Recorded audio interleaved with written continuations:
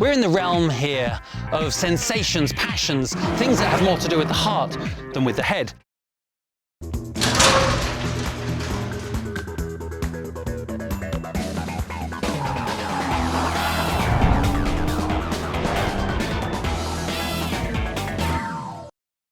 So yes, Alfa is back to the United States. They're back with a vengeance, but they're also back with a car that absolutely is identifiable with the true spirit of the brand. This is the Alfa 4C Spider. Now, we've seen the coupe, lots of people have had a chance to drive that, but this one in splendid yellow is a little bit different.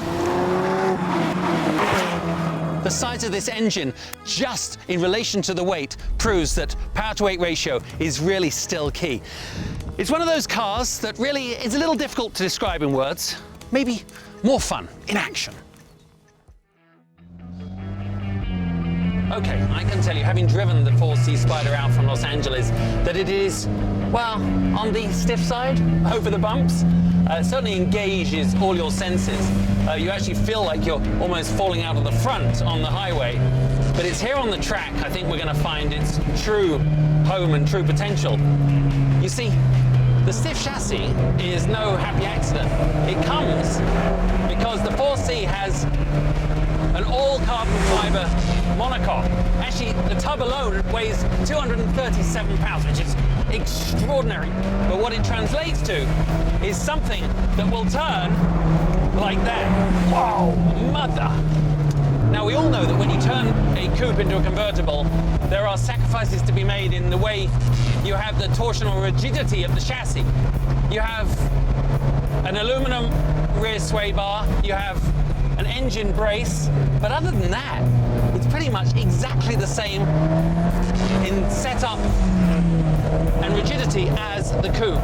Look at the way that goes round. The power is right there, even from the low end. It has an amazing amount of torque, really, and this delivery is, whoa, pretty darn spot on. And it reminds me of the good old days of not only sports cars, but the junior formula in racing, when it was all about lightweight, small engines, rolling speed through the corner, keeping your momentum, and just getting the power on early. Great handling was a key, and of course, that's down to the power-to-weight ratio. Now, no power steering? Well, yeah, that means you have to use a couple of biceps on the way out of the parking garage, but other than that, I haven't noticed it. Lock to lock is just within one handful, and you just balance it on the throttle. Go back round, back round. Yeah, you little bugger!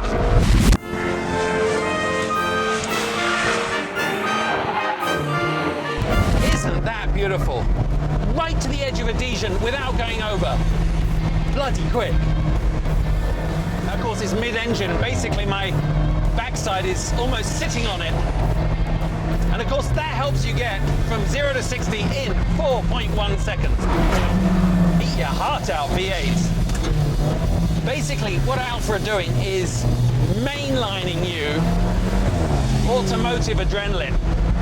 It's giving you every sensory overload you need. And just watch this. I go through here. Slide it, slide it.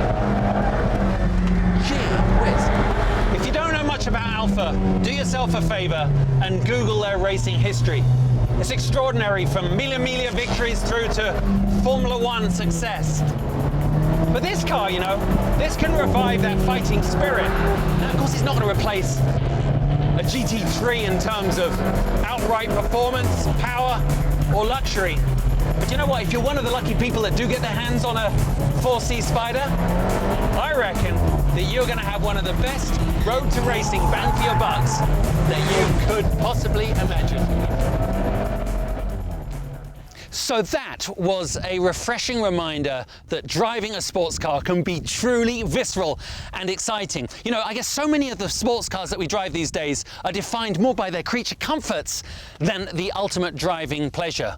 But when it comes to the Alfa 4C Spider, I guess you could say that this is a real driver's car. And who knows, with only 400 being bought into the US each year, it might even be the collectible Alfa of the future.